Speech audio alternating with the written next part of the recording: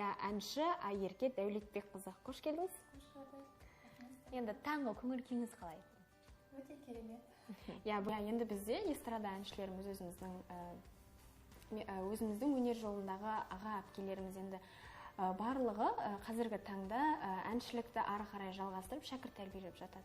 Сіз алдағы уақытта шәкірт тәрбиелеп бір өнер мектебін ашқыңыз келеді ме? Жоспарда бар ма? Мен жалпы қазір Алматы қаласында өзімнің үйірмем бар. Қазір таңда өзім ұстазбын. 30 шақты оқушы қабылдап, мен тәрбиелеп, оқытып, сахнаға шығарып отырмын. Тамаша. Өзіңізді қайдан аласыз? Мен шабытта көбіне қиялданамын. Табиғатқа шығамын. Біз енді өнер адамдары бір бөлек адамдармыз ғой. Шығармашыл адам болғаннан кейін сондай болып жатады.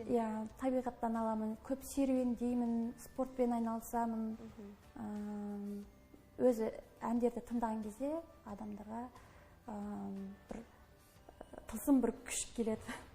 Іштей оны біреу түсінсе, біреу түсінбеуі мүмкін. Оны сөзбен айтып жеткізу мүмкін емес.